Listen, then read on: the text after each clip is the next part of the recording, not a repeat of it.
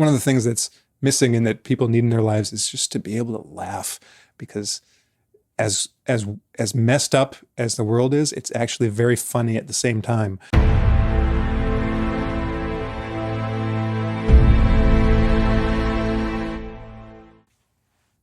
Hello, everyone. Welcome back to Mind Matters. My name is Adam Daniels, and here in the studio with me are Harrison Keeley and Elon Martin. Today, we're just going to be throwing some stuff at the wall and seeing what sticks. A bit of a random conversation, just as a change of pace. So to start off with, Norm Macdonald died, which was a travesty, I think, because the guy was freaking hilarious. Mm-hmm. Super funny, super talented. His deliveries were incredible. And then you find out that he died of cancer, and there was all of the jokes that he made about death and dying, mm-hmm. which I thought was really cool. Like it was such a stoic acceptance of how, we're mortal. So the thing that strikes me about Norm Macdonald is I don't know if there's been anyone else in my recent memory, any other famous celebrity who's died, whose death has prompted such a kind of revival or just appreciation of his work.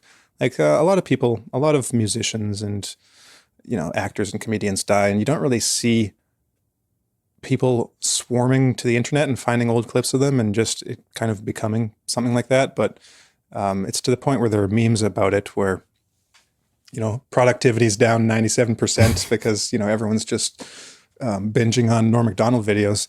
And because I've been doing the same thing, the YouTube algorithm just knows me so well. But to be fair, I fed the YouTube algorithm by, searching for Norm Macdonald clips, and now it just wants to give me more and more, and I'm happy to take them because, he's hilarious. But before we were recording, I was telling one joke about. You mentioned it. You pretty much gave the punchline, Adam. But Norm Macdonald was on his podcast, and he was telling a joke. He was saying how, we should do something about these people. We should, you and me, to his co-host. We should kill Hitler. His co-host says, he died 50 years ago, and Norm goes, "What? I didn't even know he was sick." and then that was followed by all the clips of celebrities and comedians saying that about Norm Macdonald. I didn't even know he was sick. And the comments on YouTube saying, well, wow, Norm set up the joke so that after his death, everyone would be saying his punchline, which is kind of remarkable.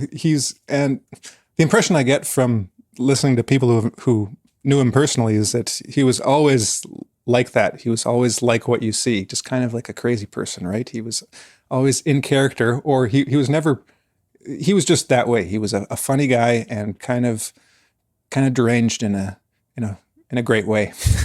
Just always making jokes and always being kind of that guy. Well, he reminds me a bit of Bill Murray in that sense, mm-hmm. where he was never really out of character. Yeah. That was just kind of who he was.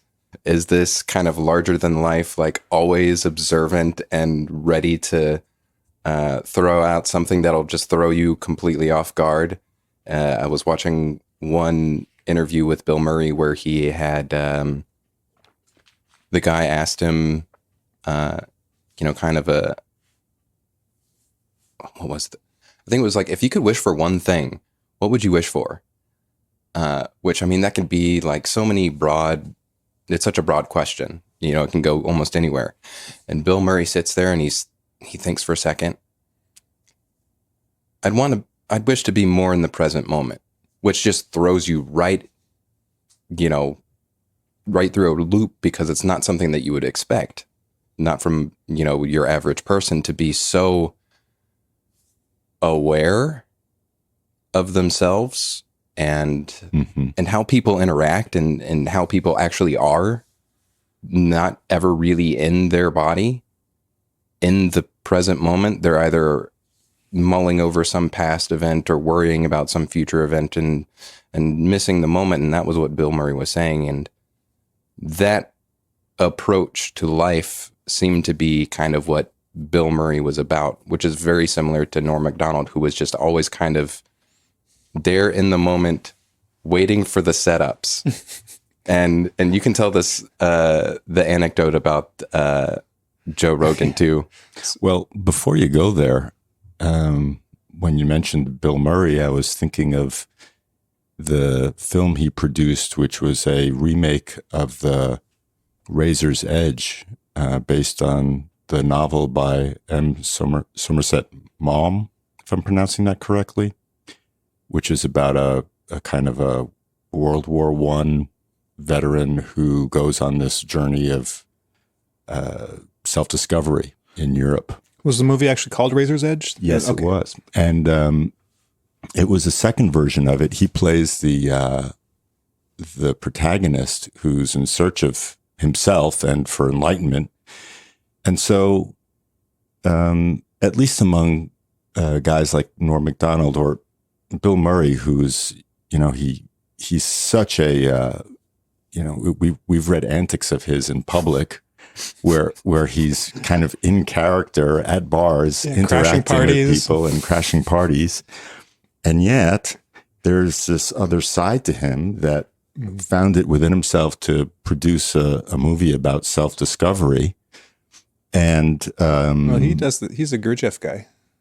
Is Murray a Gurdjieff guy? Yeah. Well, I guess that shouldn't surprise me too much because it's not a great film, but it is affecting. And I think it says something about his depth that you might not otherwise suspect. Mm-hmm. And maybe that's also true of Norm Macdonald, that, he brought an authenticity to his performances that were felt by people.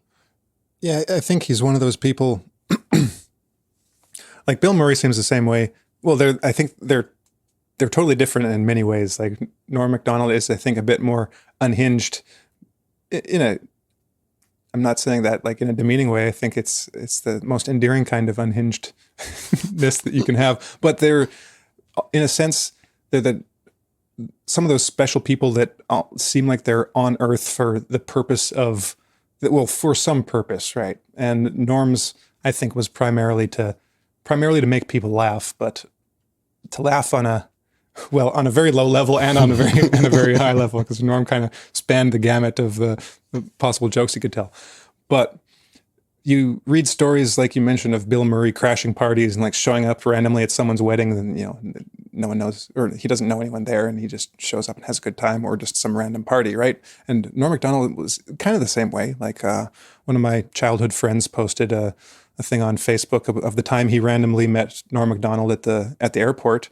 Mm-hmm. And they started talking, and he asked for my friend's number, and then when they got somewhere, he invited him to his hotel, and so my friend went and hung out with Norm Macdonald, and they watched football and chatted for a while, and then he got his selfie, and they talked on the phone, and it's like that's the kind of guy Norm Macdonald was. He'd be totally open to strangers and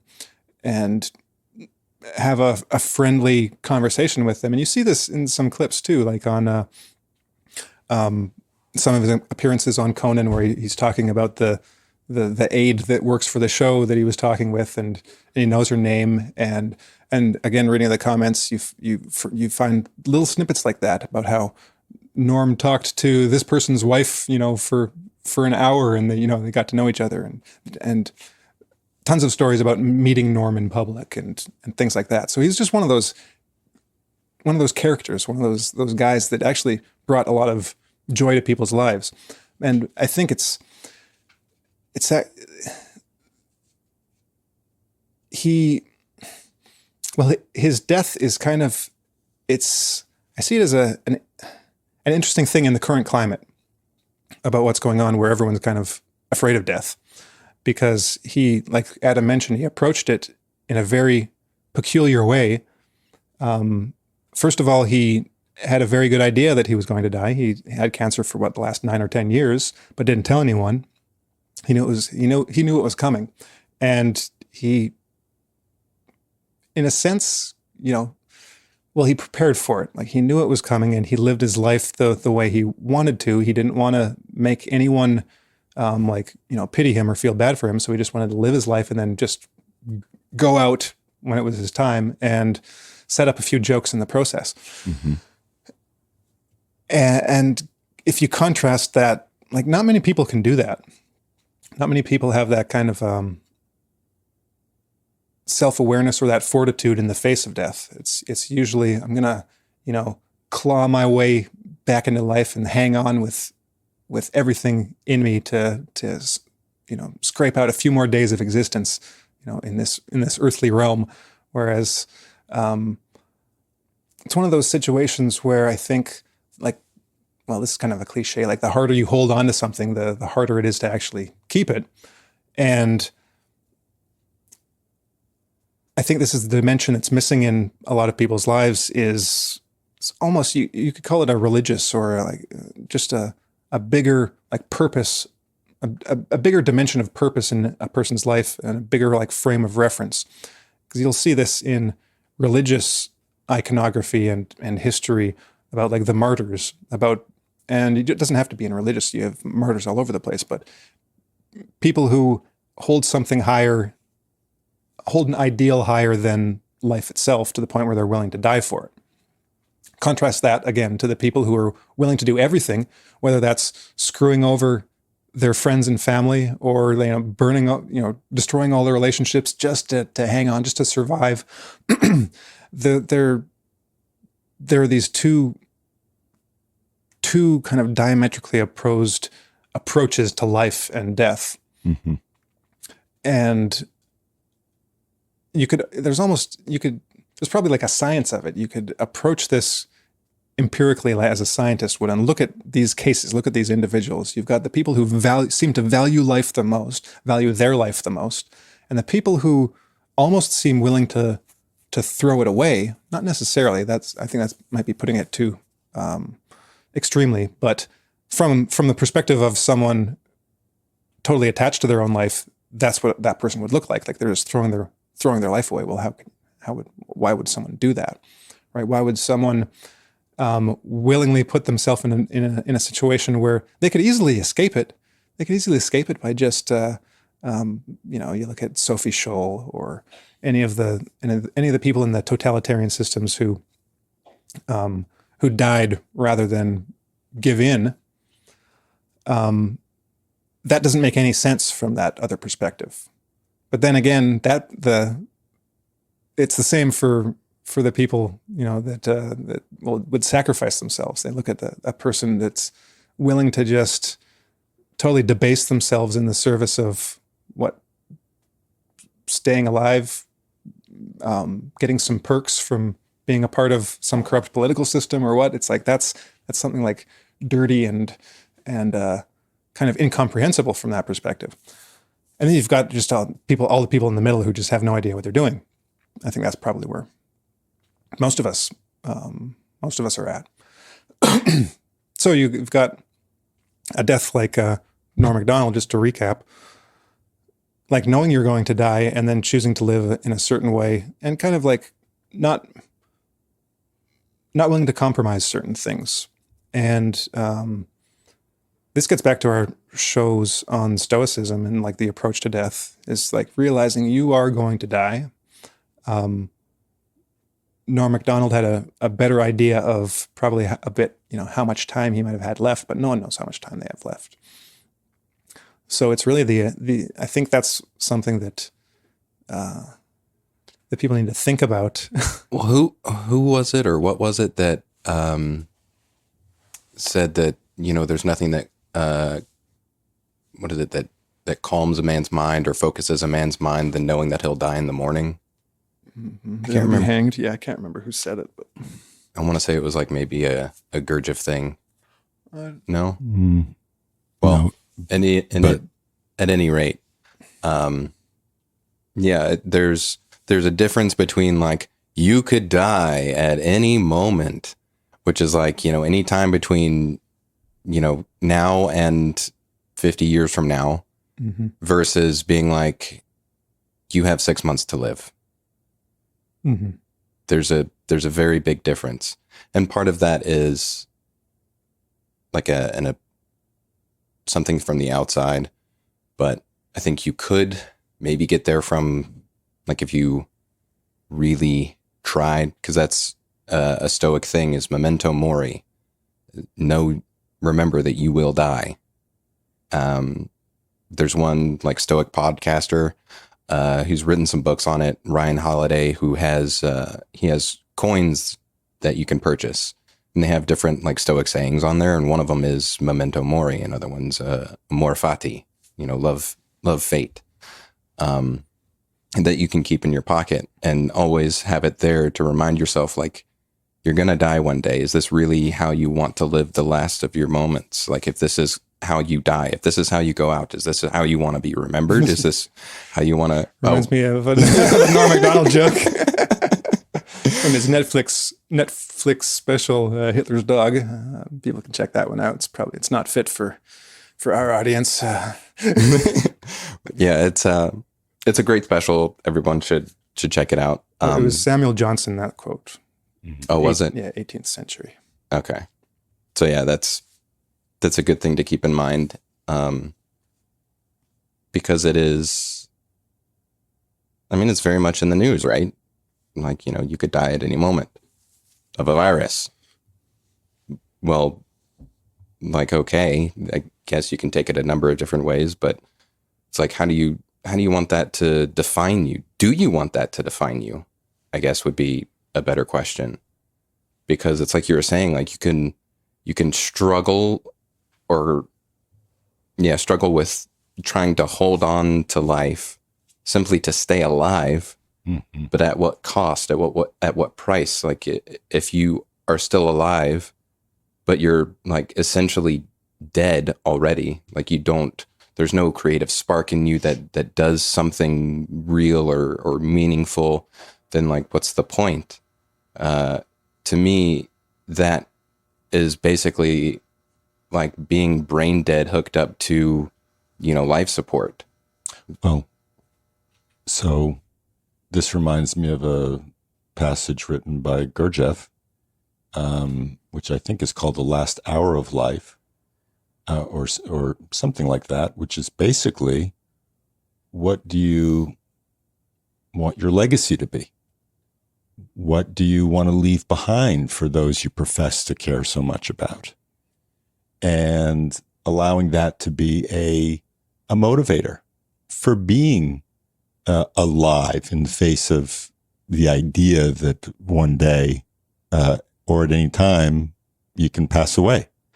And I think that the messaging, the fear that is being drummed into the minds and emotions of people right now from various corners is very much it's kind of paralyzing, or in its potential, and serves the opposite purpose, or at least manipulates people into caring about others in a very specific, predefined, prepackaged way. So what are the real ways that we can be alive right now and be of, be a light to other people who we want to serve and love and be there for? And so, this becomes I think a reason for living in and of itself, not in any kind of emergency sense, but in a kind of an approach to life, an approach to living, an approach to being there for others and for things you believe in, and hope survive. I think before you can even do that, you need to know how to think. And what I mean by that is, and you need to know how you think. And I don't mean that specifically like you as an individual, but how human nature works and how the human mind works, and how poor it can be actually at reading reality and understanding what's going on and coming to the correct conclusions about things. Because, well, there's, like Lobachevsky calls it, conversive thinking. It's like dissociative thinking or like hysterical thinking. It's this process where humans, Peterson talks about this too. Humans like feeling good, right? They like the feeling of knowing where they are and knowing things are safe and secure. They like a steady, orderly status quo in their own mind.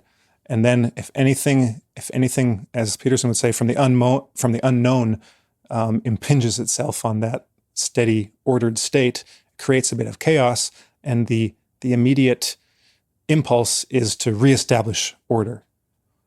And if that means ignoring a bit of reality, then our minds will do that. They'll be like, okay, no, can't let that piece of information in, can't let that, that blurry spot over there, can't acknowledge its existence because that might upset the nice stable order that I've created for myself all these years.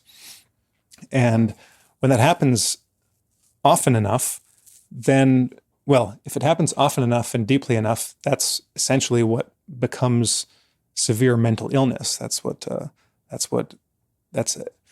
a way of describing psychosis or just being completely out of touch with reality, is where you don't see reality as it is, and you can even hallucinate a different reality that doesn't actually exist. It's a fake reality that you've created in your mind, like a paranoid schizophrenic, or just someone in the throes of some like temporary psychosis that's come on through some stress in life. In order to, and well, with that kind of stuff going on, that's what you've got to work with. So if that's what you've got to work with, then you can't really make an effective, you can't take action in the world in an effective manner when you can't judge the reality that you're interacting with accurately. If you think A is B and you approach it as B, then it's not going to react as if it's B. It's still going to react as if it's A. Like you can't just pretend something is something that it's not and expect it to react in the way you want it to or the way you expect it to. The first thing you have to do is realize, okay, it's not B, it's actually A. Then once you know it's A, maybe if you know something about A, you can adjust your strategy to something that's in line with the nature of A. Can't approach it completely differently. And so that's how most people go through their lives that's how we all go through our lives to one degree or another in certain situations, is that we don't know what we're actually dealing with. So our actions aren't geared towards actual reality, but some image of reality that we have that is completely different.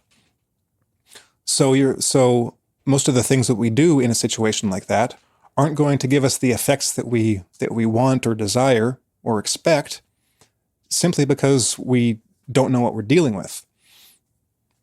So if we want to one way of putting this is that, like, what we'd all want is something like what you were saying, Elon, to be able to have these healthy relationships that stabilize us and each other, and we all get along and we all manage to get through things. It's like, that's great. So, but it's not something you can just like start, right? It's like, okay, from this moment on, now that's what we're going to do. That's what I'm going to do. I'm going to be perfect from now on. And, but no, first it's like, you got to dig all that crap out of your mind and realize that a lot of the things that you thought you knew about, you don't actually know. Right. Mm-hmm. And that's when you take a trip to the rope shop. Well, so it's an ongoing process, right? Because, there are certain things that we do have some fair idea exist objectively, Mhm. given what we think we understand about events unfolding and as they affect us personally. And so it would be impractical to say, okay, I can start being an effective human being and caring for those I care about and being, great once I've gotten to this imaginary, abstract place in myself where I'm absolutely sure of all my decisions and correct readings of reality. Because it's a process, right? It's not anything that we can, it's something that hopefully we're constantly revising and fine tuning and working on and adjusting. And so I would say that, we have certain aims or certain ideals to one degree or another for ourselves and for the environments that we'd like to create. And you got to start somewhere. Yeah. And so taking it step by step, corner by corner, area by area, I think is what we try and do.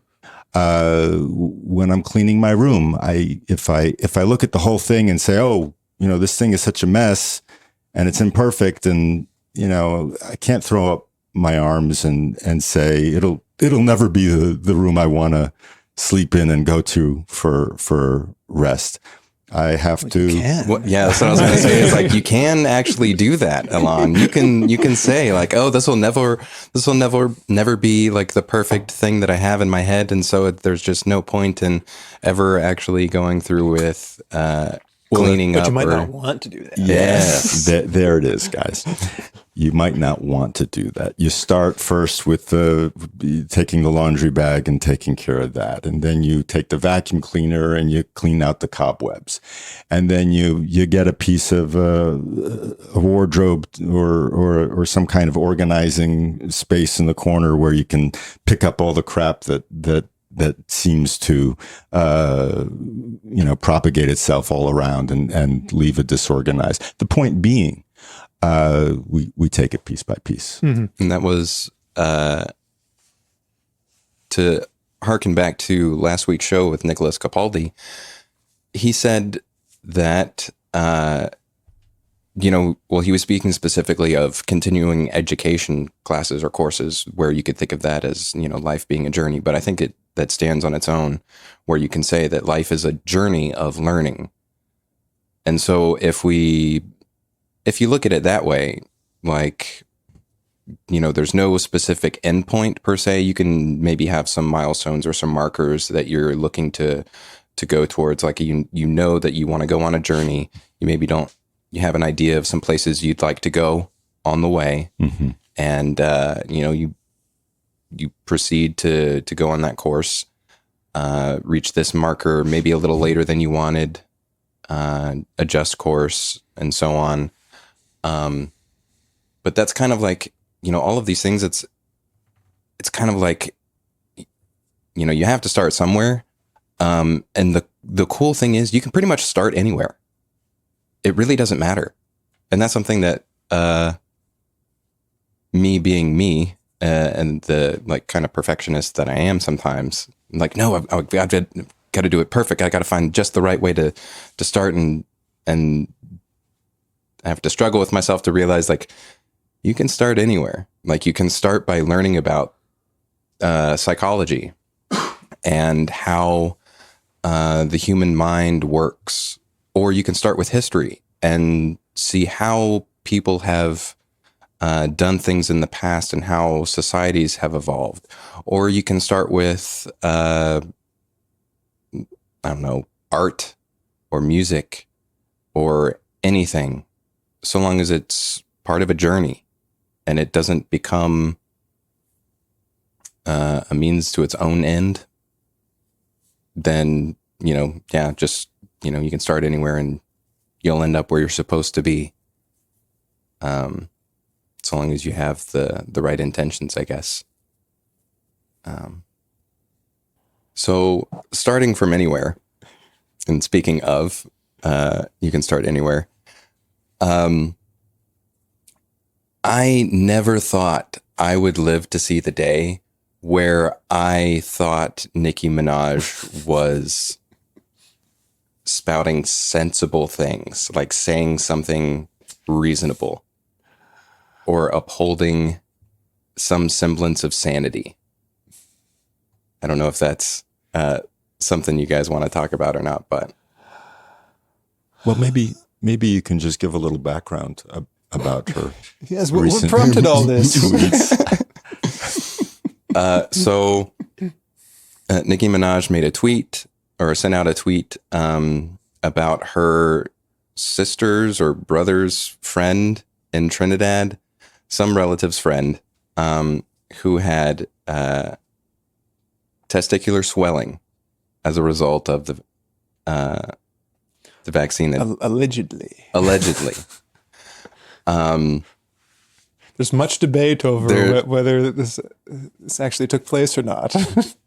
There's much debate over everything. But when you actually go to some VAERS, some vaccine reporting websites, like there are incidences and cases of testicular swelling being caused by vaccines, and the ones for COVID specifically.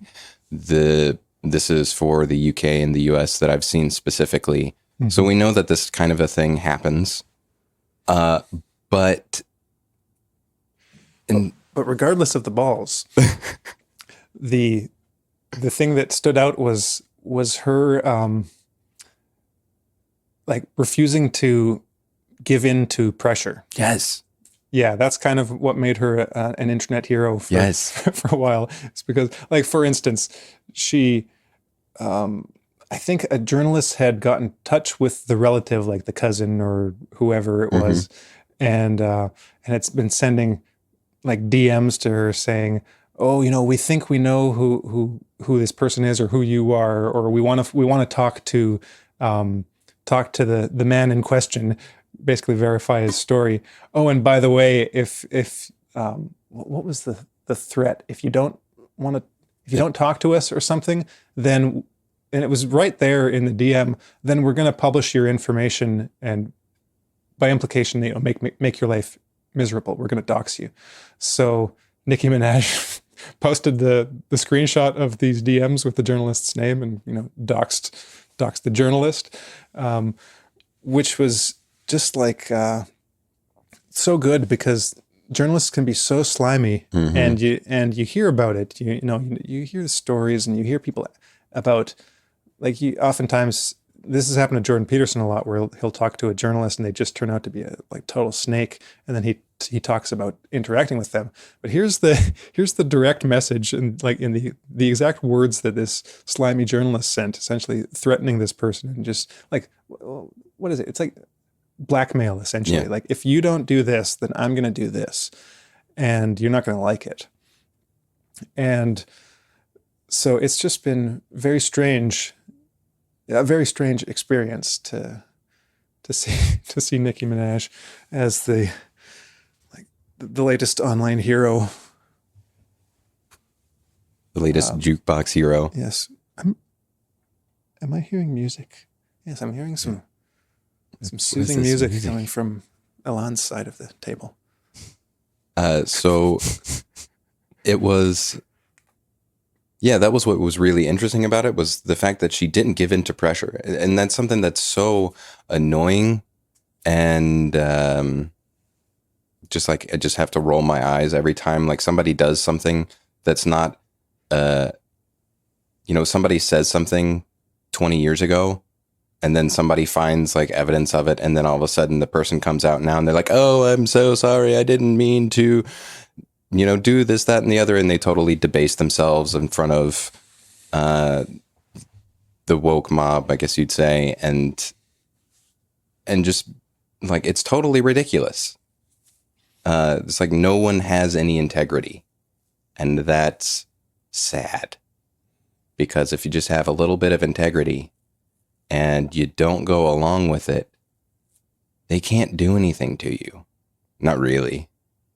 Except in, some cases, but it's like, what happened to Gina Carano? Same thing. Was it the same thing? Pretty much. I mean, she's been making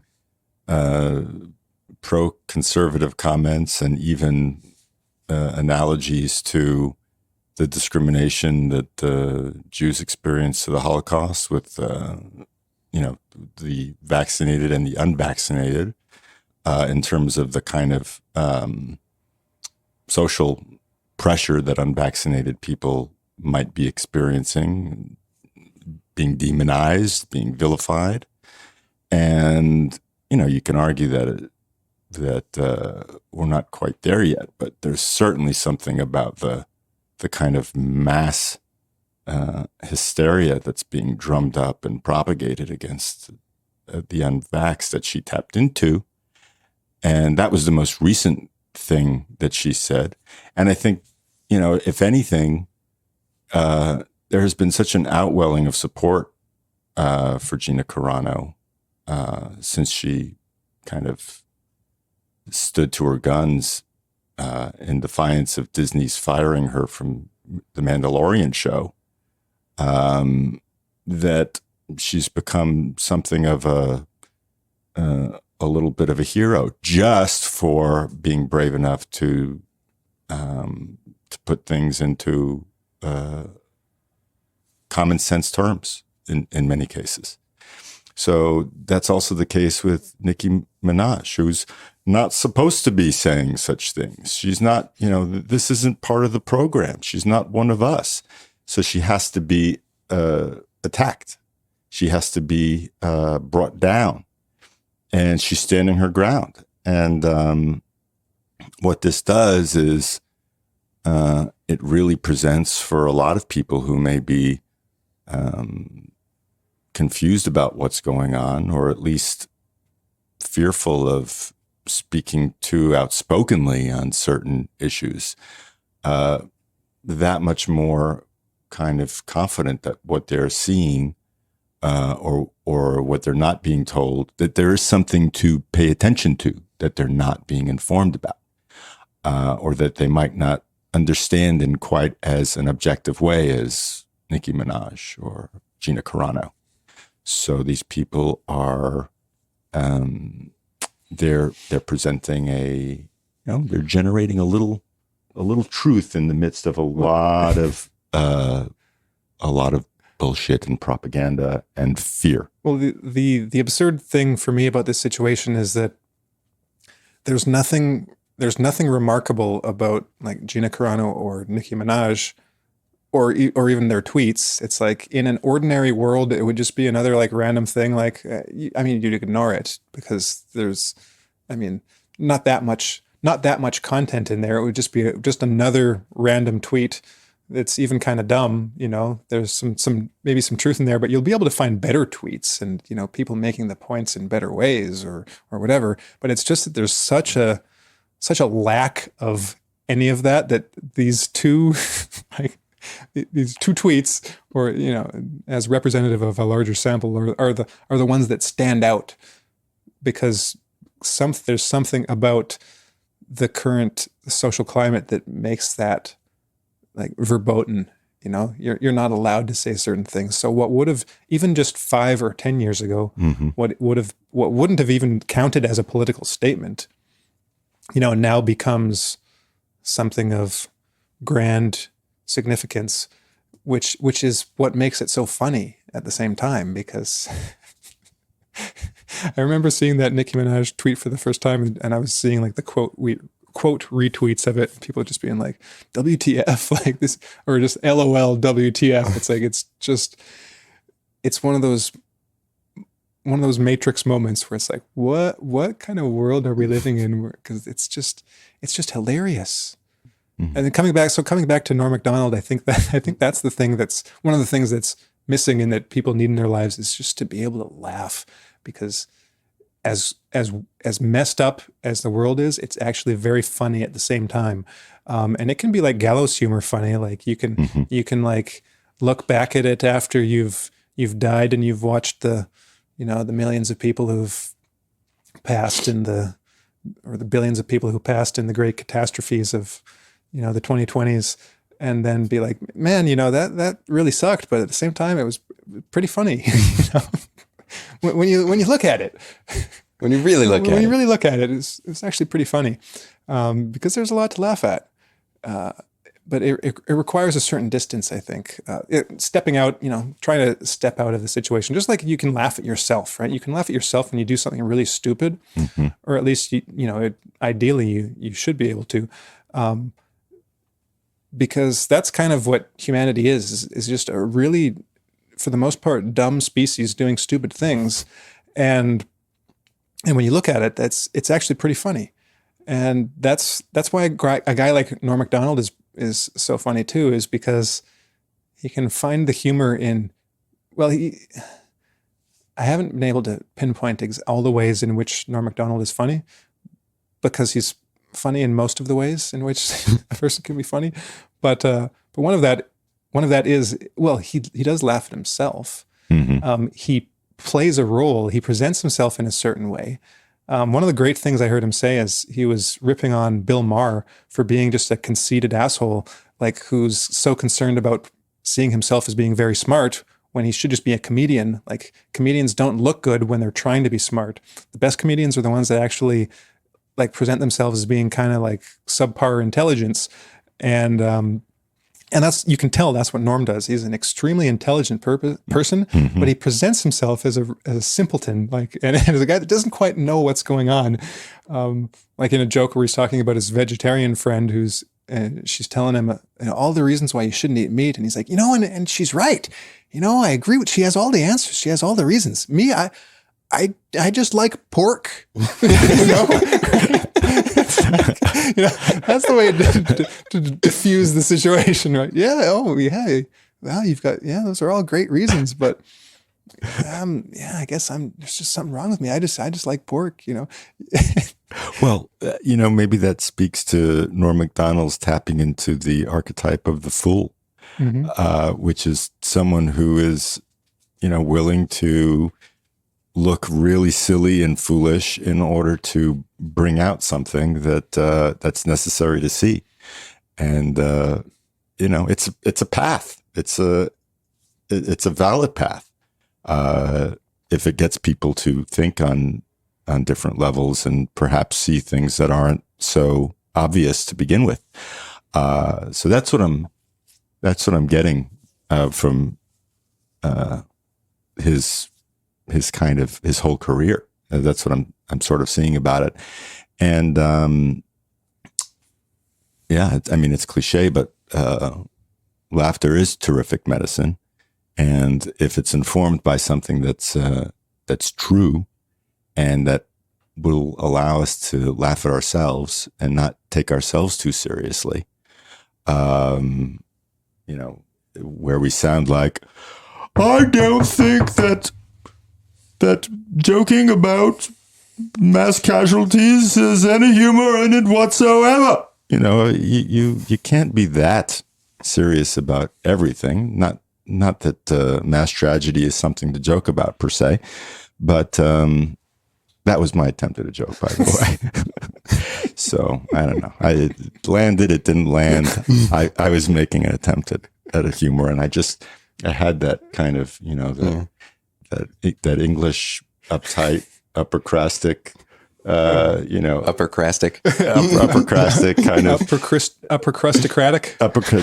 That may be a more accurate description of it. They just I had to exercise it a little bit. Yes. Yeah. Yes.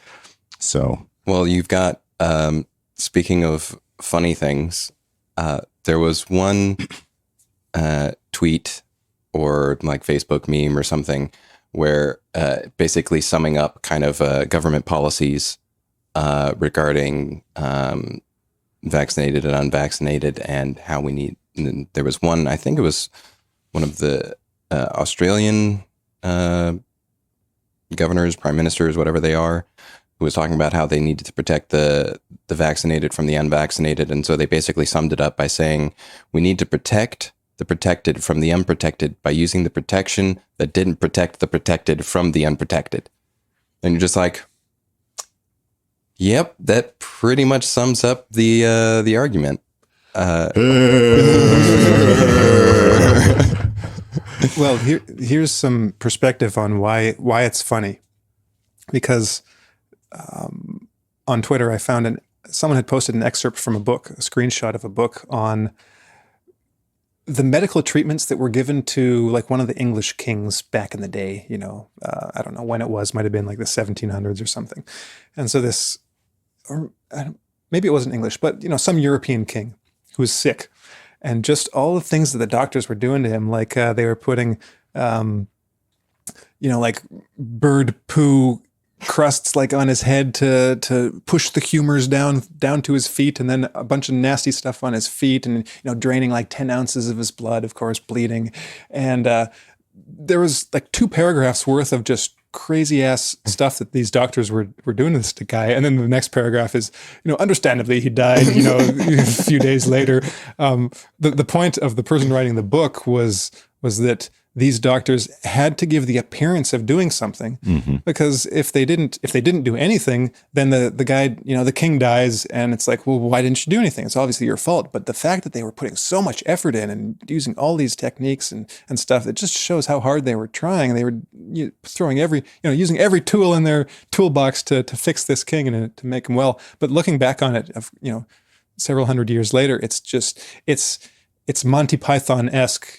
Like literally, they could have made a sketch of this, and it would have been hilarious. But it actually really happened, and so to gain some perspective, just look back. Imagine yourself 100 years in the future, 200 years in the future, or like I said earlier, you're dead and you're looking back down at the comedy that was your life, and just gain that perspective to see just how ridiculous it was. And how ridiculous you were too, because you are ridiculous.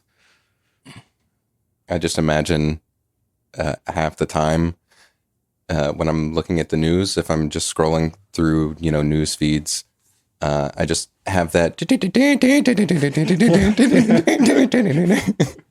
That's just going on in my head as I'm scrolling through, just like, wow, this is a bunch of crazy people doing crazy stuff. And that's, like you're saying, that's just humans being humans. Gotta laugh at it. Otherwise you go crazy. And then it just makes you even more funny to anybody who's got like some distance or perspective. Mm-hmm. So. Yes, and laugh at it, because otherwise the only alternative is to make a trip down to the rope shop. And that's a short trip. Mm-hmm. Next to the rickety stool shop. Elon is silently disapproving of me recounting this Norm Macdonald joke. It's just too dark, right? It's just, some things are just too dark. Actually, you've in mentioning Monty Python, was reminded of a good many bits that they've done. Like with the Pope playing soccer against Immanuel Kant and all these like historical figures. Wasn't there like the competition? Like it was like like a trivia competition with like Marx and and Lenin and all these people on stage. Mm-hmm. Kind of thing. Yes, and but like it's that perspective applied to the figures of the day.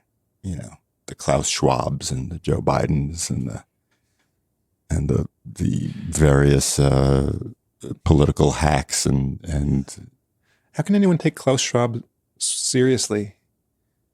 Like people have seen how he dresses, right? Yeah, it's like it just came to mind. He looks like he's from the TV miniseries V. When it first came out. Like one of the reptiles, but in their human form, with the funny shaped outfits. Like he is a science fiction villain. Oh yeah, like James Bond, sci-fi James Bond villain for sure.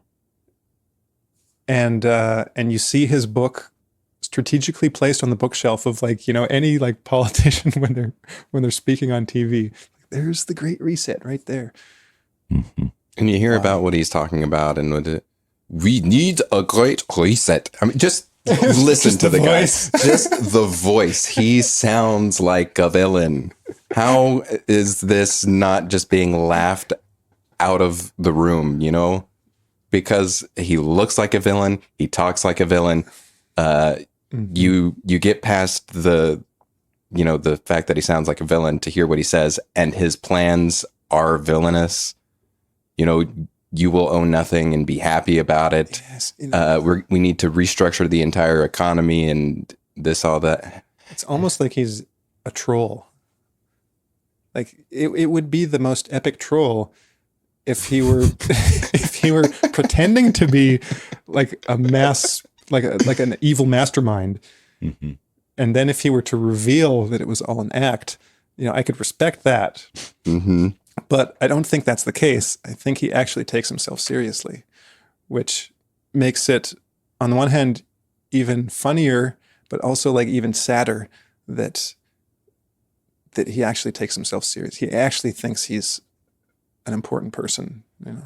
I wonder what his He's just a morning clown. routine is when he gets up in the morning. Does he brush his teeth and now I'm going to brush my teeth? Does he narrate his own life? Does he plan schemes while he's brushing his teeth? What's the life of a criminal mastermind like? I don't know. Do they put their pants on one leg at a time, or do they have minions? No, I think he mustn't sleep. Like he's a robot. Actually, he's a robot. So he's just always Klaus Schwabing. He enters a little chamber and Yes. kneels down before a hologram and says, "What is thy bidding, my master?" And then you have a big, hologram of Kamala Harris or someone. Yes, he's got his own Klaus Schwab pod, Yeah. The Schwab pod. the Schwab chamber. Of fortitude.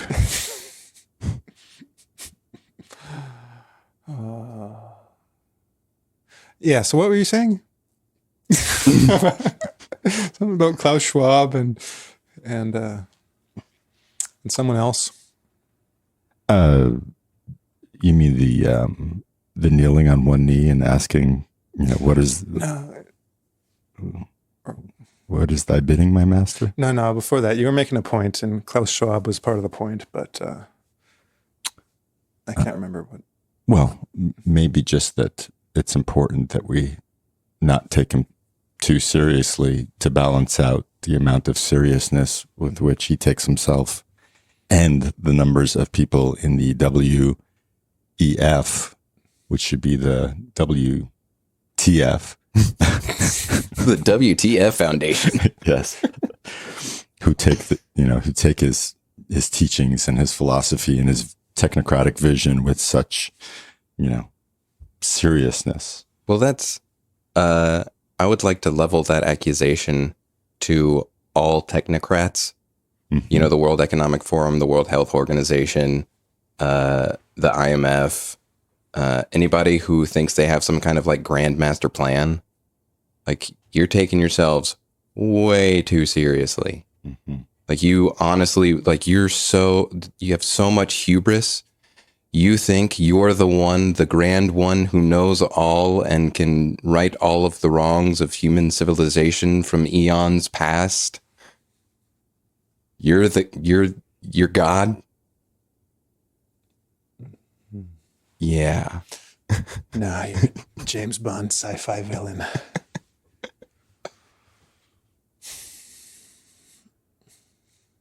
We'd like to thank Klaus Schwab for sponsoring this episode for us. Do you think we could get their sponsorships? We'll just have little. Oh God. Yeah, we could put his book on our shelf. Have a little figurine. Oh, Klaus Schwab action figures. Oh, Internet, please. I think you're on to a multi-million-dollar idea, but we won't make any money off of it, and we'll be happy.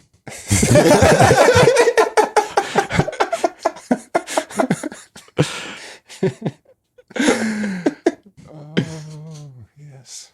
Okay. Yeah. That's it. Yep.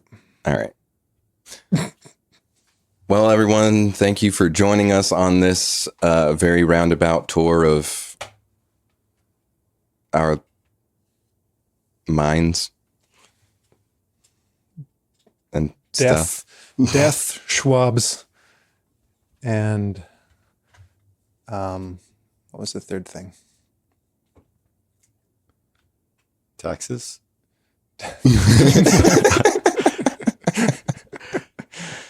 Yes, death, Schwab's, and taxes.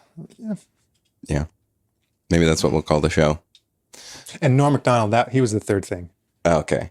Yeah. There we So go. Yes. thank you for joining us on this roundabout tour of Death, Schwab's, and Norm Macdonald's. Norm Macdonald's taxes. The Norm McDonald's dog's taxes. Thank you all for joining us. Hit like, subscribe, share it around the social spheres. And Nicki Minaj's cousin's friend's balls. And Nicki And Minaj. And that. Thanks for tuning in. Like, subscribe, share, and we'll see you next week. Bye.